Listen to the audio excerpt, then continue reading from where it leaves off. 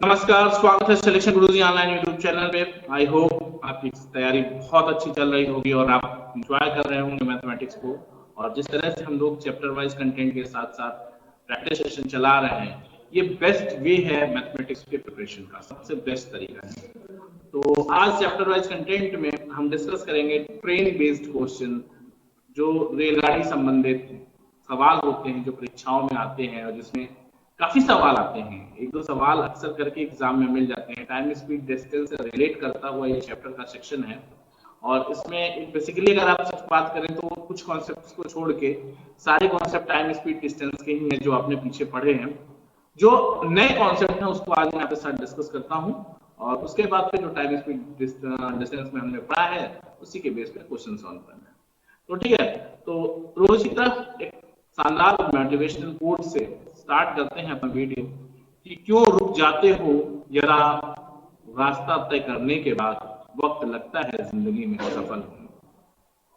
आप ना आज जितने भी लोगों को देखते हो ना, मैं नहीं कहता कि कोई चांदी के चम्मच के साथ पैदा हुआ, मैं उसकी बात नहीं करता, लेकिन जिन लोगों ने भी अपने दम पे मुकाम हासिल की है, सफलता हासिल की है, जिनकी आज चमक आप देख पाते हो, जिनको आप सफल मानते हैं कि ये सफल है, उन सबके पीछे का रास्ता जो है, उनके जीवन में उन्होंने किस तरह से रास्ता तय कर आज वो मंजिल पाई है, उनकी सफलता का अध्ययन करने में सबसे महत्वपूर्ण बात होती है कि उन्होंने सफलता को प्राप्त कैसे किया है। और सबसे महत्वपूर्ण बात कि जीवन के सबसे कठिन समय में उन्होंने क्या किया है, किस तरह से अपने आप को मोटिवेटेड और रिचार्ज रखा है, वो सीखना और जानना बहुत जरूरी होता है सफलता के लिए। यूं ही नहीं एक रात में मिल जाती है सफलता, ठीक है। और एक बहुत शानदार प्रश्न है, मैं आपके लिए आज पढ़ता हूँ कि हरिवंश राय बच्चन जी की चंद पंक्तियां हैं कि लहरों से डरकर नौका पार नहीं होती, कोशिश करने वालों की हार नहीं होती। असफलता एक चुनौती है, स्वीकार करो, क्या कमी रह गई देखो और सुधार करो। जब तक न सफल हो नींद चैन त्यागो तुम, संघर्ष का मैदान छोड़ मत भागो तुम। कुछ किए बिना ही यूं जय जयकार नहीं होती, कुछ किए बिना यूं ही जय जयकार नहीं होती। कोशिश करने वालों की हार नहीं होती, कोशिश करने वालों की हार नहीं होती। स्टार्ट करते हैं आज का वीडियो। तो पहले आप कॉन्सेप्ट समझ लो। पहला कॉन्सेप्ट हम ये समझ लें कि ट्रेन के क्वेश्चन को करने से पहले हमें किन किन चीजों का, बातों का ध्यान रखना आवश्यक है, क्या क्या कॉन्सेप्ट है। देखिए रूल्स है कुछ, इसके रूल्स है कुछ, जैसे हम बात कर लें तो इसके रूल्स हैं।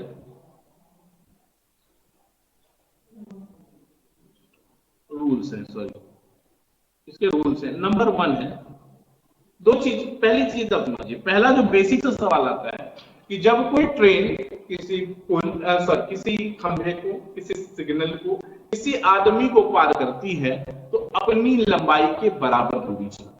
अगर ट्रेन की लंबाई मान लो सपोज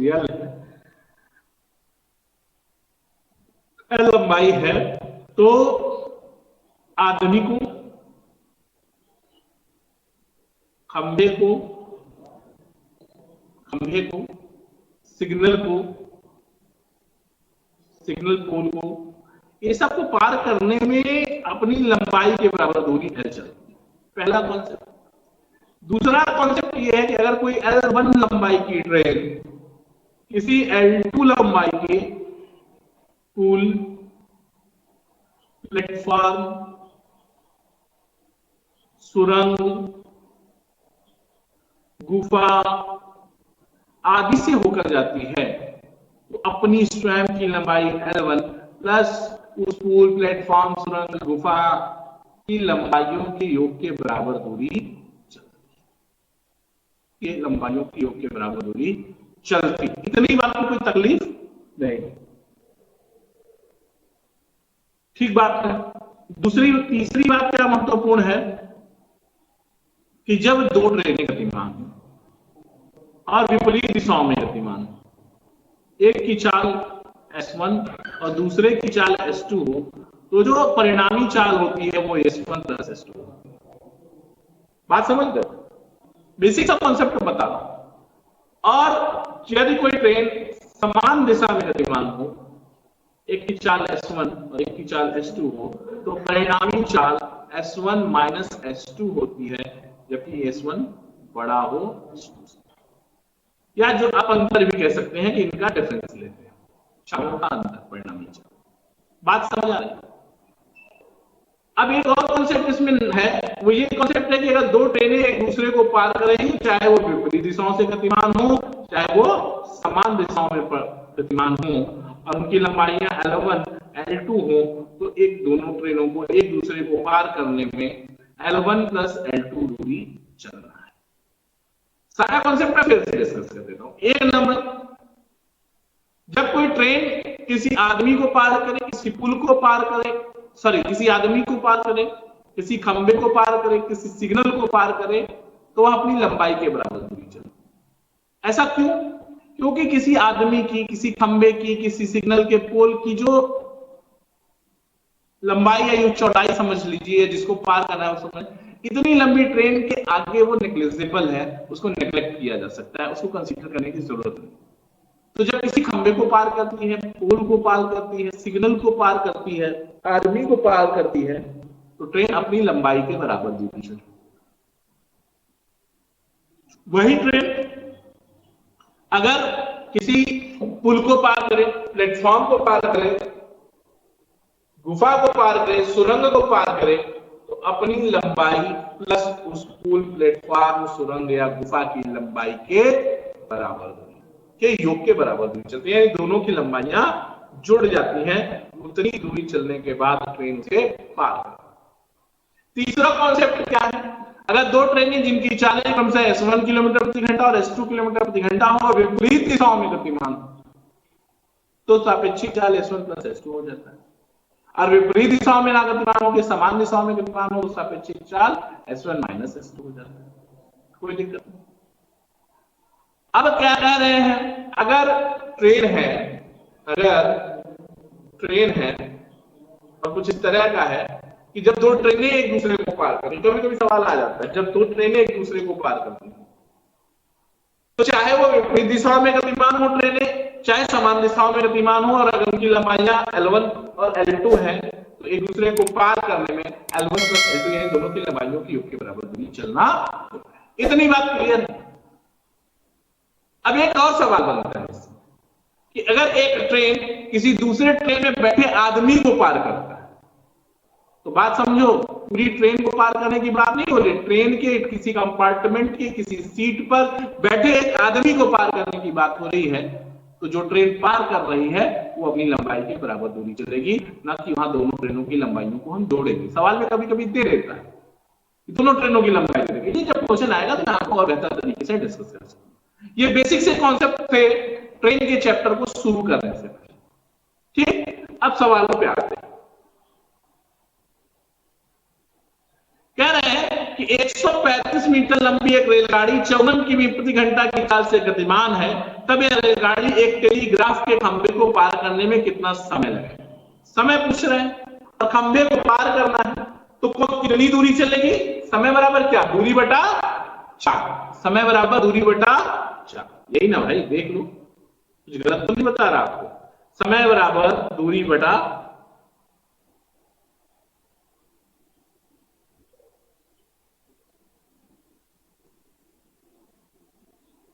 दूरी कितना जाएगा भाई? दूरी जाएगा 135 मीटर अपनी लंबाई के बराबर, और चाल कितनी है? 54 किमी प्रति घंटा। इसको मीटर प्रति सेकंड में बदलने के लिए 5/18 से गुणा करो। 18 54, 3 बचे 15, 15 9 135, कुल 9 सेकंड का समय लगेगा। बात समझ आई कि नहीं भाई? बहुत सिंपल सा सवाल है यार। एक ट्रेन टेलीग्राफ के खंभे को कितने समय में पार करेगी अगर ट्रेन की लंबाई 135 मीटर और चाल 54 किमी प्रति घंटा है? तो जब ट्रेन किसी टेलीग्राफ के खंभे को पार करेगी तो अपनी लंबाई के बराबर दूरी चलेगी। आपको समय निकालना है तो समय और चाल दिया, और समय बराबर दूरी बटा चाल। दूरी डिटरमाइन हो गई, कंफर्म हो गया कि 135 मीटर जाएगी। चाल किलोमीटर प्रति घंटा में है तो मीटर प्रति सेकंड में बदल लेंगे, 54 गुणित 5/18, 9 सेकंड आपका आंसर आ जाएगा। ट्रेन एक टेलीग्राफ के खंभे को 9 सेकंड में पार करेगी। बहुत इजी सा सवाल है। इजी है इसका मतलब ये नहीं कि एग्जाम में नहीं आता, ऐसे सवाल एग्जाम में आ जाते हैं, ठीक है ना। अगला सवाल, एक रेलगाड़ी की लंबाई 150 मीटर है और वह 54 किमी प्रति घंटा, उसकी 54 किमी प्रति घंटा है, गति 54 किमी प्रति घंटा है। वह रेलवे पट्टी के किनारे खड़े एक व्यक्ति को कितने समय में पार करेगी? एक आदमी खड़ा है, उसको कितने समय में पार करेगी अगर लंबाई 150 मीटर? तो कितना समय बराबर क्या होता है? समय बराबर दूरी बटा, समय बराबर दूरी बटा 4।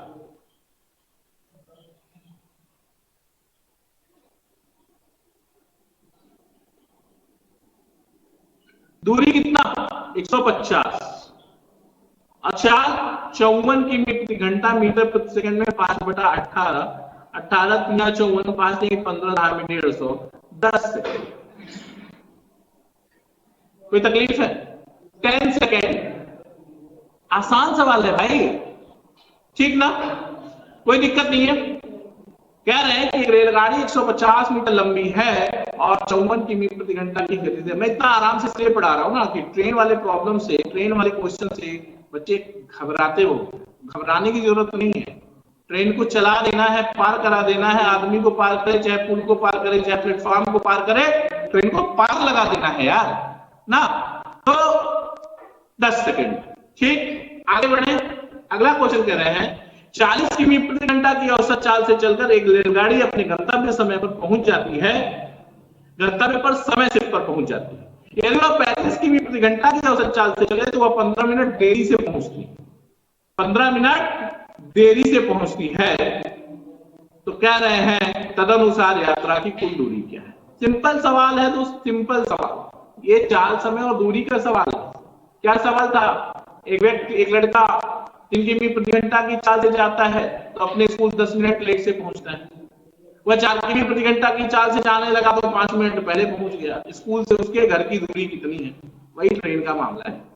तो यहाँ क्या करते हैं, अपने पास एक फार्मूला है, चालों का गुणनफल 40 गुणित 35 बटा 40 और 35 का अंतर 5 गुणित समयांतर 15, 15 मिनट को उस घंटे में बदलोगे तो 60, 5 तिहाई 15, 20 दूनी 40, 20 तिहाई 60, 3 3 से खत्म, 35 दूनी 70 किलोमीटर। ये दूरी, ये यात्रा की दूरी है ट्रेन जो तय करेगी। इतनी बात में कोई दिक्कत नहीं ना। ये तो यार ऐसा सवाल हो गया ना कि 40 किमी प्रति घंटा की औसत चाल से चलकर एक कार अपने गंतव्य पर समय से पहुंच जाती है। अगर वो 35 किमी प्रति घंटा की चाल से चले तो 15 मिनट लेट हो जाता है, उसके गंतव्य की दूरी क्या है? रेलगाड़ी हटा दो, कार लगा दो, चाल, समय और दूरी का सवाल हो गया ना। तो कर लेंगे आप, अभी पढ़ के आए हो, टाइम स्पीड डिस्टेंस बहुत विधिवत पढ़े, कोई दिक्कत नहीं। आगे सवाल देखना, एक रेलगाड़ी 80 किमी प्रति घंटा की गति से चलती है और वह कुछ दूरी 4.5 घंटे में पूरी करती है। उसी दूरी को 4 घंटे में पूरा करने के लिए रेलगाड़ी की चाल क्या होगी? सिंपल सवाल ना। S1 T1 बराबर S2। कितनी दूरी जाएगी भाई? 4.5 घंटा है और 80 किमी प्रति घंटा की चाल से इतनी दूरी गई। कह रहा है उसी दूरी को 4 घंटा में तय करने के लिए चाल क्या होगी? यस, 4 से काट दो इसको, 4 20 80, 20 चौका 80, 20 100, यस बराबर 100 किमी प्रति घंटा। आपका ऑप्शन बी सही हो गया, kmph, 100 kmph, सॉरी 20 चौका 80 और ये सॉरी 90, ठीक। ये 90 किलोमीटर पर आवर। अब 20 का 4.5 में गुणा होगा तो 90 किलोमीटर प्रति घंटा है। कोई दिक्कत नहीं, कर लोगे यहां तक भाई, कोई दिक्कत नहीं ना। अगला सवाल है, बहुत आसान सवाल है। एक रेलगाड़ी 36 किमी प्रति घंटा की गति से चलकर एक खड़े हुए व्यक्ति को पार करने में 10 सेकंड लगाती है। तदनुसार वह 55 मीटर लंबाई के प्लेटफॉर्म को पार करने में कितना समय लेगी? ठीक, अब बात को समझो। ट्रेन की लंबाई निकालना जरूरी है। ट्रेन की लंबाई निकालना क्यों जरूरी है? तभी प्लेटफॉर्म की लंबाई के साथ जुड़कर वो पूरी दूरी निकाल पाए। तो देखो, एक रेलगाड़ी 36 किमी प्रति घंटा की चाल से चलते हुए एक व्यक्ति को 10 सेकंड में पार करती है। एक व्यक्ति को पार करने में रेलगाड़ी कितनी दूरी चलेगी? अपनी लंबाई के बराबर। तो ट्रेन की लंबाई या चली दूरी, चली दूरी कब आदमी पार करने,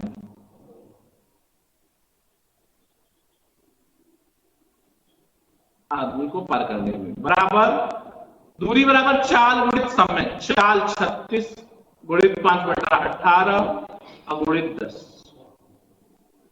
18 दूनी 36, 5 दूनी 10, दहा में 100 मीटर, ये रेलगाड़ी की लंबाई। कोई दिक्कत? ये रेलगाड़ी की लंबाई कह रहे हैं 55 मीटर लंबे प्लेटफॉर्म को कितने समय में पार करना, समय बराबर दूरी बटा,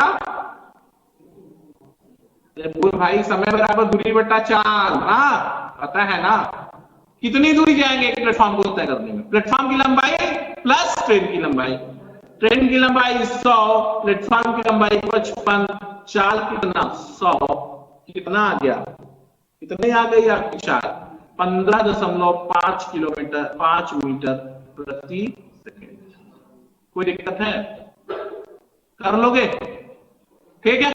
नेक्स्ट क्वेश्चन ध्यान दीजिएगा, नेक्स्ट क्वेश्चन है कि एक रेलगाड़ी 90 किलोमीटर प्रति घंटा की चाल से चल रही है, यदि वह एक सिग्नल को 10 सेकंड में पार कर लेती है तो रेलगाड़ी की लंबाई क्या है, कितनी दूरी गई?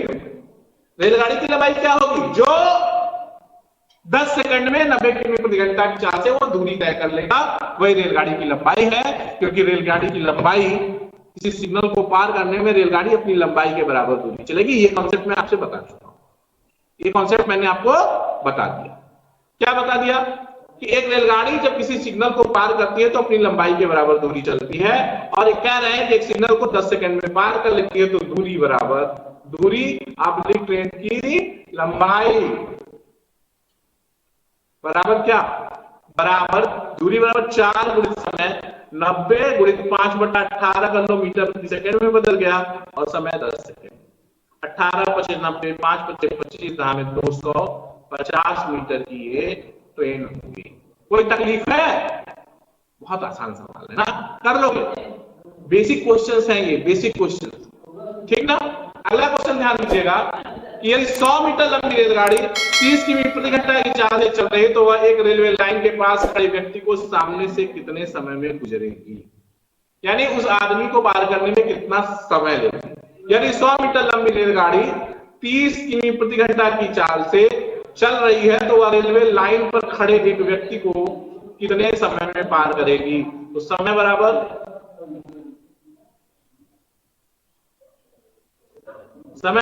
दूरी बटा चाल। दूरी कितनी हो गई? 100 मीटर जाना है उसको, चाल 30 गुणित 5 बटा मीटर प्रति सेकंड मतलब 5 गुणित 18 करो, 6 पंजे 30, 6 अधिक 18, 5 पचे 25, चौका 100, 4 तिहाई 12 सेकेंड। ये आपका फर्स्ट ऑप्शन करेक्ट। यहां तक कोई दिक्कत नहीं ना। ट्रेन के सवाल को आज आप जो इजी क्वेश्चन है आप कोई बुक्स उठाइएगा और सॉल्व करिए, ठीक है। चैप्टर वाइज कंटेंट में कल ट्रेन के कुछ और सवाल और इससे हाई लेवल के क्वेश्चन थोड़े लेवल अप करके कल फिर मुलाकात होगी आपसे। देखते रहिए सिलेक्शन गुरुजी ऑनलाइन। जय हिंद, जय भारत।